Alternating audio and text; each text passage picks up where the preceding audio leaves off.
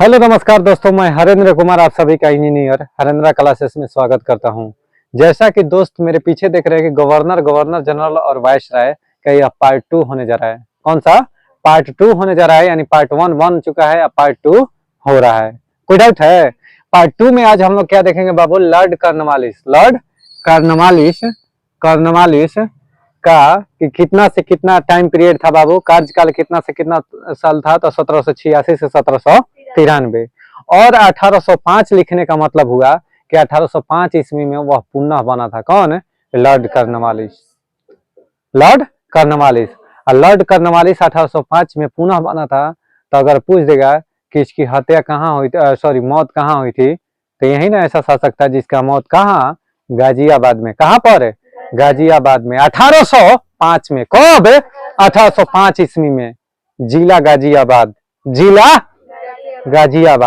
यानी गाजियाबाद में 1805 ईस्वी में मृत्यु किसका हो गया बाबू? लॉर्ड कॉर्नवालिस का। किसका बाबू? लॉर्ड कॉर्नवालिस का। कब मृत्यु हुआ? 1805 ईस्वी में। यह पुनः बना और 1805 में था। ध्यान से देखना, पूछता है पेपर में कैसे बाबू कि वह कौन सा ऐसा गवर्नर था, भारत का गवर्नर था, भारत में बना हुआ गवर्नर था, अंग्रेजी गवर्नर था, जिसका मृत्यु भारत में हुई थी। तो दो थे। कौन कौन? लॉर्ड मेयो और लॉर्ड कॉर्नवालिस। तो लॉर्ड कॉर्नवालिस की मौत गाजियाबाद में। कहां पर बाबू? गाजियाबाद में 1805 ईस्वी में हुआ। और लॉर्ड मेयो की मृत्यु अंडमान निकोबार घूमने गया था। अंडमान निकोबार 1872 ईस्वी के टाइम है। 72 में उसका शासन स्टार्ट हुआ था ना, तो वहीं अपने कार्यकाल में क्या हुआ कि घूमने गया था और अंडमान निकोबार भ्रमण पर वहीं पर एक कैदी था। काला पानी की सजा कहाँ दिया जाता था पहले? अंडमान निकोबार में। अब अंडमान निकोबार में क्या किया ना कि वहां पर एगो वहीं पर कैदी था और कैदी ने ही इसकी हत्या कर दिया था। तो मार कर हत्या, तो उसको हत्या कहेंगे। जब किसी व्यक्ति को आप मारती हैं और मार कर उसका या चाकू घोंप के या तलवार से काट के या गला दबा के किसी भी तरीका से या बंदूक से गोली मारकर अगर आप मारती है तो उसको हत्या कहते हैं। क्या कहते हैं? हत्या कहते हैं, मर्डर कहते हैं। लेकिन अगर बात किया जाए कि मौत के बाद कहा जाए मृत्यु हो गई, यानी जो नेचुरल डेथ होता है ना बाबू, वैसे लॉर्ड कॉर्नवालिस की मृत्यु हुआ था। कब? 1805 ईस्वी में। कहां पर? गाजियाबाद में। दोनों मामला फ्रेश हो गया ना। तो अगर पूछेगा कि भारत में कौन सा ऐसा गवर्नर था या गवर्नर जनरल था जिसका भारत में मृत्यु हुआ था, तो बताइए लॉर्ड कॉर्नवालिस। और कौन ऐसा गवर्नर था या गवर्नर जनरल था जिसका हत्या भारत में हुई थी? तो लॉर्ड मेयो। कौन बाबू? Lord Mayo. समझ में आया? पूरा पर्दाफाश हुआ। तो ध्यान से देखो, लॉर्ड कॉर्नवालिस की बात करें तो इसे भारतीय सिविल सेवा या नागरिक सेवा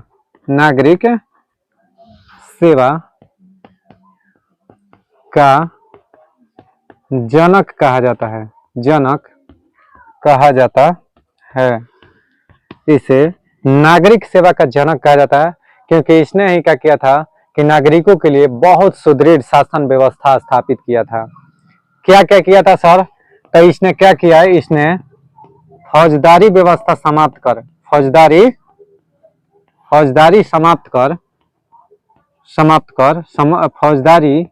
और जमींदारी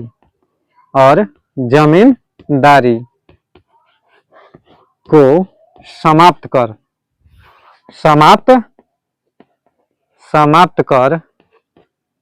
प्रत्येक जिले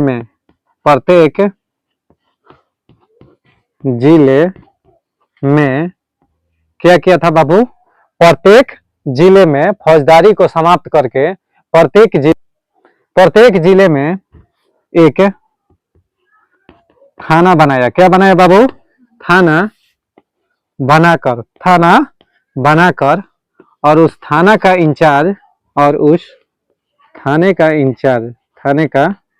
इंचार्ज किसको बना दिया? इंचार्ज दरोगा को बनाया। किसको? दरोगा को बनाया। समझ में आ गया? कोई दिक्कत बाबू? यानी उसका इंचार्ज किसको बनाया बाबू? दरोगा को। किसको? दरोगा को। यानी एक थाने में क्या किया कि इंचार्ज को स्थापित कर उस थाने का इंचार्ज दरोगा को बना दिया। कौन? तो कौन है? Lord Cornwallis. Lord Cornwallis. समझ में आ गया। और क्या किया सर? तो 1793 ईस्वी में, कब बाबू? 1793 ईस्वी में इसने 1793 ईस्वी में इसने कॉर्नवालिस कोड, कॉर्नवालिस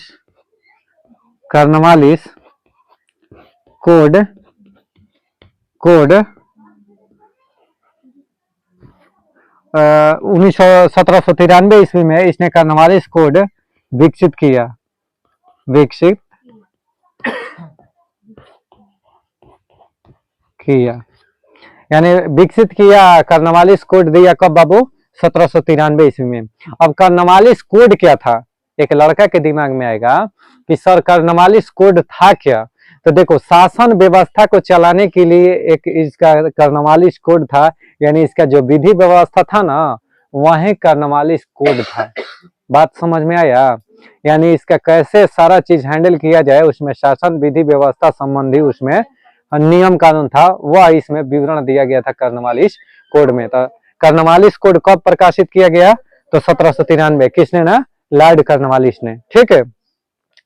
और देखना, फौजदारी व्यवस्था। अब सर एगो चीज ध्यान से सुनना कि आजकल क्यों सर लाइसेंसी गन पास नहीं हो रहा है? लाइसेंसी गन अब क्यों नहीं पास हो रहा है? पहले क्या होता था ना कि जो गांव घर में जो जमींदार थे बाबू, कौन थे? जमींदार थे, उनको क्या होता था कि लाइसेंसी गन पास होता था। लाइसेंसी गन पास होता था। आज के दिन में लाइसेंसी गन पास नहीं होता है। इसका कारण जानते हो क्या है? इसका कारण है सर कि हर लगभग 10 गांव या 20 गांव पर एक थाना स्थापित कर चुका है बिहार सरकार या कोई भी सरकार। ठीक है। यानी शासन व्यवस्था पर पूर्णतः काबू पा लिया है, यानी पुलिस का पूर्णतः नियंत्रण स्थापित हो गया है। इसी चलते अब राज्य सरकार किसी जमींदार या किसी व्यक्ति को लाइसेंसी गन प्रोवाइड नहीं कर रहा है। जल्दी आपको नहीं पास होगा, बहुत पैरवी लगाइएगा तब आपको पास होगा, अन्यथा पास नहीं होगा। पहले था कि हर गांव के जो बड़ा बड़ा व्यक्ति है ना, बड़ा बड़ा प्रॉपर्टी वाला है, उनको लाइसेंसी गन पास किया जाता था। लाइसेंसी गन सरकार के द्वारा मुहैया कराया जाता था कि अगर आपके गांव में कोई आपदा विपदा ऐसा आया, जैसे चोरी डकैती इस सब करके कुछ भी हुआ, तो आप उस दौरान उसका उपयोग करेंगे, आप उस दौरान उसका उपयोग, इसलिए लाइसेंसी गन पास हुआ करता था। लेकिन आज वो सब चीज बंद हो चुका है। आज बंद हो चुका है। बहुत रेयर केस में लाइसेंसी गन बनता है। समझ में आ गया ना? पास होता है। कोई डाउट है? तो 1793 ईस्वी में इसने कॉर्नवालिस कोड विकसित किया। किसने? लॉर्ड कॉर्नवालिस ने। किसने बाबू? लॉर्ड कॉर्नवालिस ने। और क्या किया बाबू? और इसने क्या किया लॉर्ड कॉर्नवालिस ने? बताइए। और देखो ध्यान से, और इसने क्या किया कि अस्थायी बंदोबस्त। कौन सा? अस्थायी बंदोबस्त लागू किया। अस्थायी बंदोबस्त इसने अस्थायी बंदोबस्त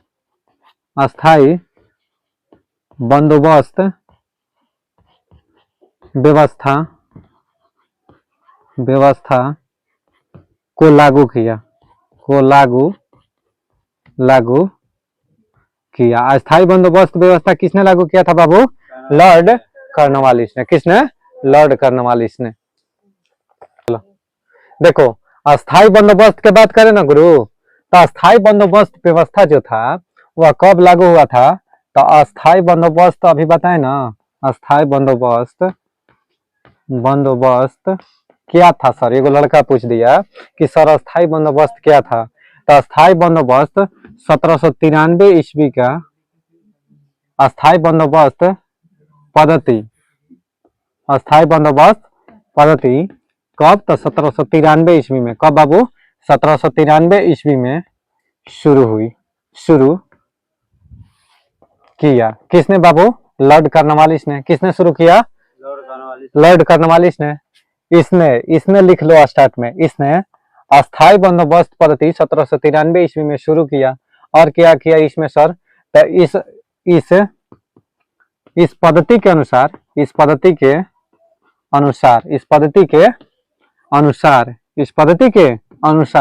क्या हुआ था बाबू? कि इस पद्धति के अनुसार क्या होता था कि 10/11, कहने का मतलब है कि 90%, 9/10 ले लो। इस पद्धति के अनुसार 90% उत्पादन को 90% कहने का मतलब है 9/10 भाग 9/10 भाग उत्पादन को कंपनी को दे देना था। किसको? कंपनी को देना था और सर 10% अर्थात 1/10 भाग अर्थात 1/10 भाग 1/10 भाग कृषक या कृषि अपने पास रखता था। बात समझ में आ गया? कि अस्थाई बंदोबस्त क्या था? अस्थाई बंदोबस्त क्या था बाबू? कि इसमें 90% आप जितना उत्पादन किए ना उसका 90% कंपनी को दे दीजिए। यानी जो ब्रिटिश ईस्ट इंडिया कंपनी थी उस कंपनी को आप 90% देना था और 10% आप अपने पास रख सकती थी। अस्थाई बंदोबस्त यही था। और इसने क्या किया सर? और लॉर्ड कर्नवालिस इसने क्या किया? इसने जिले के समस्त कार्य को समस्त माने क्या होता है? टोटल। समस्त कार्य को कलेक्टर के हाथों में सौंप दिया। किसके? कलेक्टर। पहले कलेक्टर होता था जिसको डीएम आप कहते हैं ना, कलेक्टर के हाथों में सौंप दिया। कलेक्टर के हाथों में सौंप दिया। कोई डाउट है? किसने? लॉर्ड कर्नवालिस ने जिले के समस्त कार्य को कलेक्टर के हाथों में सौंप दिया। और क्या किया सर? तो जो अस्थाई बंदोबस्त पद्धति था ना बाबू, ये भी क्वेश्चन आए दिन पूछता है कि अस्थाई जो बंदोबस्त था पद्धति यह किसने बनाई थी? तो अस्थाई बंदोबस्त पद्धति जो था ना, अस्थाई बंदोबस्त पद्धति सर जॉन शोर ने बनाई थी। पद्धति के बनैले रहे बाबू? सर जॉन शोर ने बनाई थी। किसने? सर जॉन शोर ने। लेकिन इसको इम्प्लीमेंट किसने किया यानी लागू किसने किया बाबू?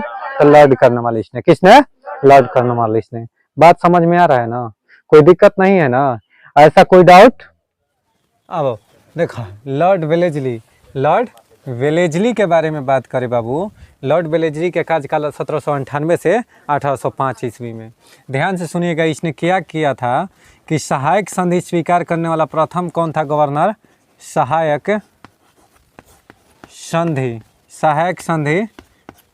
स्वीकार करने वाला प्रथम गवर्नर जनरल कौन था बाबू? सहायक संधि स्वीकार करने वाला प्रथम गवर्नर जनरल कौन था?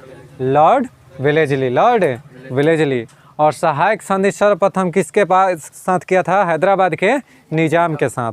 तो हैदराबाद को सर्वप्रथम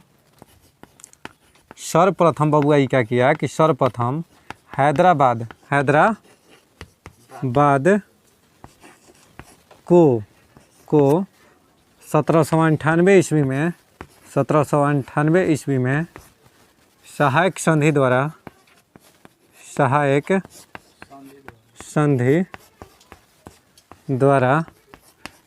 सर्वप्रथम हैदराबाद से 1798 ईस्वी में सहायक संधि किया था। हैदराबाद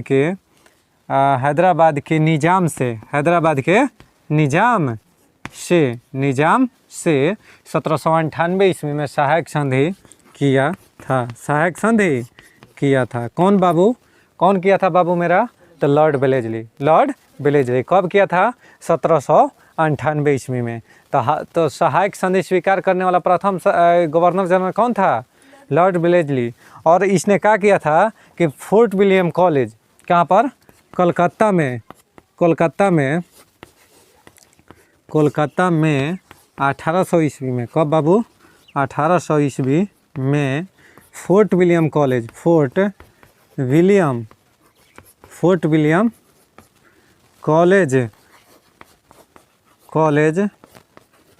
की स्थापना स्थापना किया। कब कब बाबू? 1800 ईस्वी में। कब बाबू? 1800 ईस्वी में। ये किस लिए किया था? तो सिविल जो सर्वेंट थे ना, यानी नागरिक सेवा में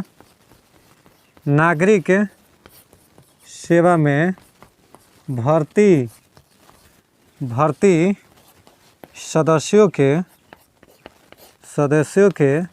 प्रशिक्षण के लिए कोई दिक्कत? क्या बोला मैं कि नागरिक सेवा में भर्ती सदस्यों के प्रशिक्षण के लिए क्या किया गया था? क्या बाबू बोलो, क्या किया गया था? फोर्ट विलियम कॉलेज की स्थापना 1800 ईस्वी में किया गया था। नोट डाउन कीजिए। देखो बाबू, चलिए इसी के समय में 1809 ईस्वी में। कब बाबू? 1809 ईस्वी में अंग्रेजों ने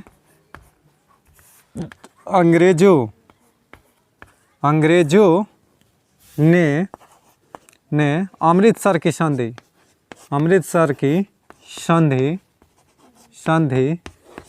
राजा रणजीत सिंह के साथ किए।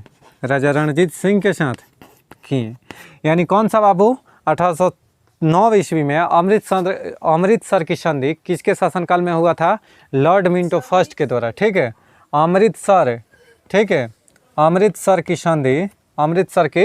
संधि राजा रणजीत सिंह के साथ किसने किया था? अंग्रेजों ने।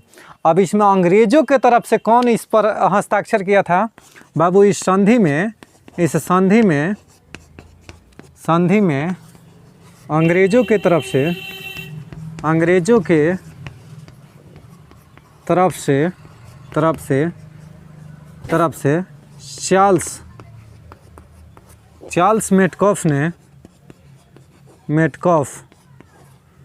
चार्ल्स मेटकॉफ ने हस्ताक्षर किया था। चार्ल्स मेटकॉफ ने क्या किया था बाबू? हस्ताक्षर किया था। किस में? तो अमृतसर की संधि में। कब हुआ था अमृतसर की संधि? 1809 में। ठीक है, कोई डाउट नहीं ना? यही इसके बारे में मेन मुख्य तथ्य था। किस में? लॉर्ड मिंटो फर्स्ट में। चलिए दोस्तों, अब हम लोग देखते हैं बाबू लॉर्ड हेस्टिंगस। कौन सा? Lord Hastings. अब लॉर्ड हेस्टिंगस के बात रहा ना, तो इसका शासनकाल बबुआ 1813 से 23 तक था। यानी 1813 से 1823 ईस्वी तक था। 1813 से 1823 ईस्वी तक था। किसका? लॉर्ड हेस्टिंगस का। अच्छा सर, इसने क्या किया था? तो इसके शासनकाल में ध्यान से देखना, ब्रिटिश सत्ता वास्तविक रूप से स्थापित हुई थी। ठीक है, ब्रिटिश जो सत्ता था ना बाबू, ब्रिटिश प्रभु सत्ता इसी के समय में स्थापित हुआ था। ध्यान से सुनना, ब्रिटिश इसी के समय में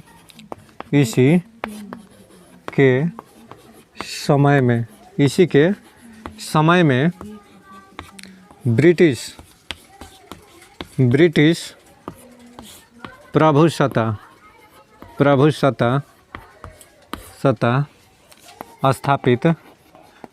स्थापित हुई थी। ब्रिटिश प्रभु सत्ता स्थापित हुई थी इसी के समय में। किसके समय में? लॉर्ड हेस्टिंगस के समय में। और क्या हुआ था सर? तो पिंडारियों का दमन हुआ था। पिंडारियों का दमन किसके समय में हुआ था बाबू? लॉर्ड हेस्टिंगस के समय में। किसके समय में पिंडारियों का दमन हुआ था? लॉर्ड हेस्टिंगस के समय में। कब? तो 1824 में। 1823 में स्टार्ट हुआ था। 23 में स्टार्ट हुआ था और 1824 में समाप्त हुआ था। बात समझ में आ रहा है क्या? ध्यान से सुनना, पिंडारियों का दमन 1824 में, लेकिन सर यहाँ 1813 से 23 लिखवाए हैं। तो देखिए, पूर्णतः अगर कहेगा ना पिंडारियों का दमन कब हुआ था, तो 1824 में। इससे पहले स्टार्ट कब हुआ था? 1823 में। समझ में आ रहा है ना? देखिए जो प्रथम आंग्ल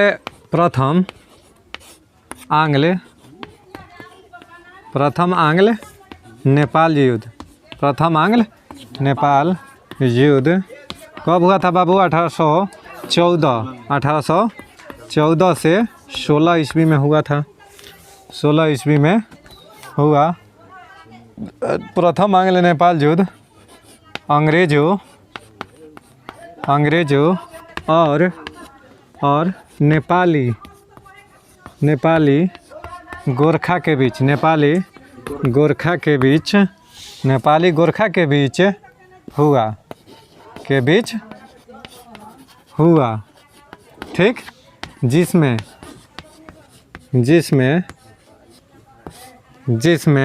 ध्यान से सुनना, या गोरखा के बीच हुआ जिसमें अंग्रेजों की जीत हुई, अंग्रेजों की जीत हुई।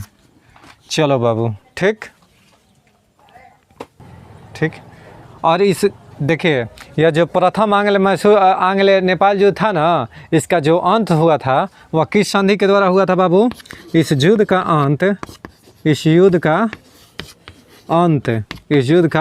अंत कौन सी संधि? सुगौली की संधि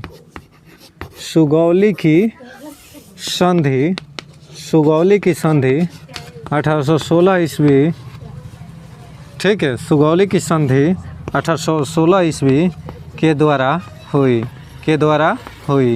यानी सुगौली की संधि कब हुई बाबू? 1816 ईस्वी में।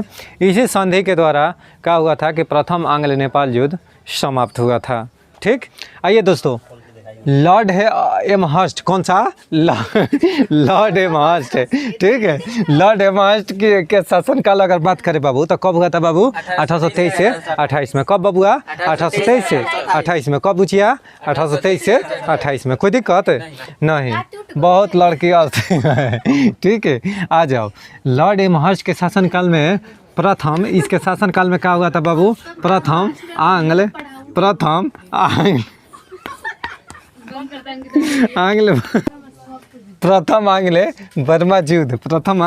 बर्मा युद्ध कब हुआ था बाबू? प्रथम आंग्ल बर्मा युद्ध 1824 ईस्वी में। कब बाबू? 1824 से 26 में। 1824 से 26 में हुई थी। कब?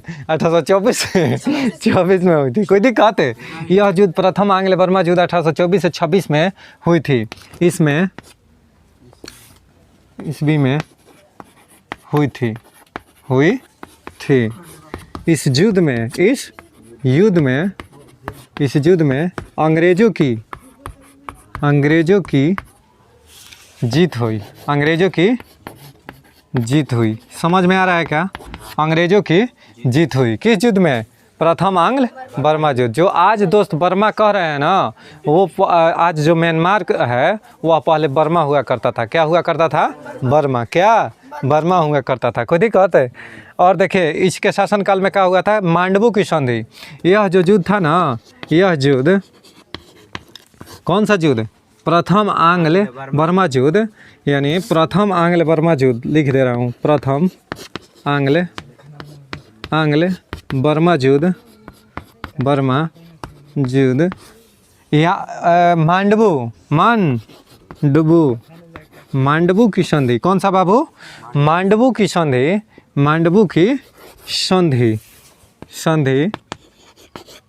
कब हुआ था? 1826 में द्वारा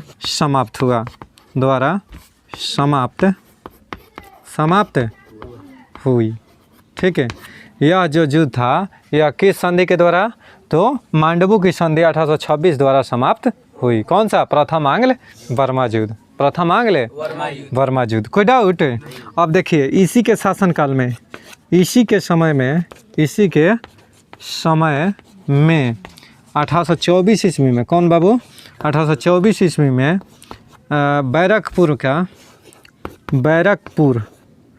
बैरकपुर कहाँ है बाबू? पश्चिम बंगाल। कहाँ पर है बाबू?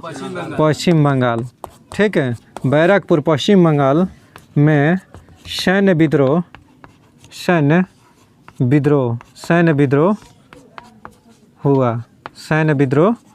हुआ। बात समझ में आया क्या?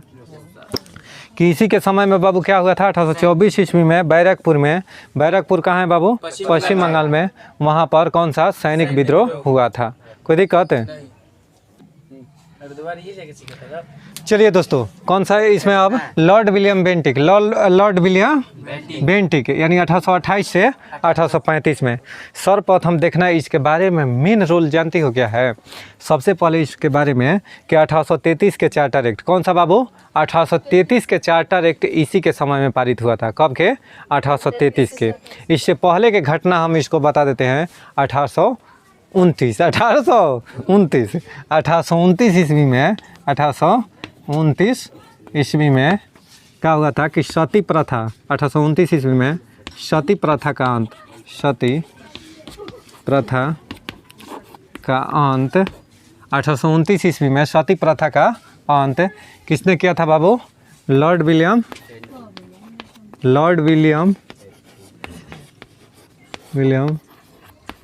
बेंटिक ने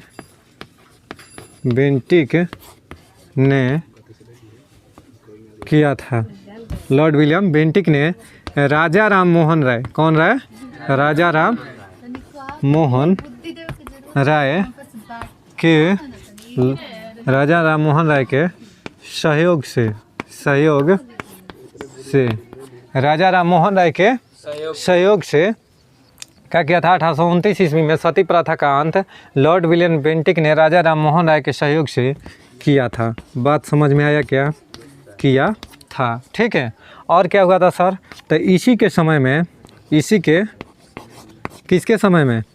लॉर्ड विलियम बेंटिक के समय में 1833 के चार्टर एक्ट 1833 के चार्टर एक्ट द्वारा 1833 के चार्टर एक्ट द्वारा भारत के बंगाल के गवर्नर को गवर्नर जनरल को भारत का गवर्नर जनरल बना दिया गया। किसके शासनकाल में बाबू? लॉर्ड विलियम बेंटिक के शासनकाल में। लॉर्ड विलियम बेंटिक के शासनकाल में। कोई डाउट है? और इसी के समय में और क्या हुआ था बाबू? 1828 में तो ठग जो था ना, ठगी प्रथा का दमन किसने किया था? लॉर्ड विलियम बेंटिक ने ही किया था। अब हम बात करते हैं लॉर्ड विलियम बेंटिक में और क्या हुआ था। तो लॉर्ड विलियम बेंटिक ने 1830 ईस्वी में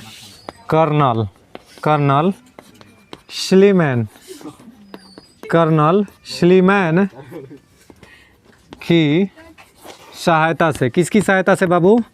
कर्नल स्लीमैन की सहायता से ठगी प्रथा का दमन किया। ठगी प्रथा बबुआ, कौन प्रथा?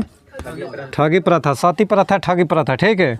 ठगी प्रथा का अंत किया या समाप्त किया या दमन किया, बात एक है। समझ गए चमन?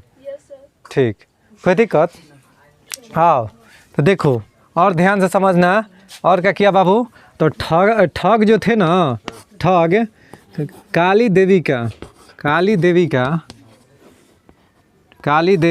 का पूजा किया करते थे। बात समझ में आया क्या? ठग किसका पूजा करते थे बाबू? काली देवी का पूजा करते थे। बहुत बढ़िया, उतारा जा।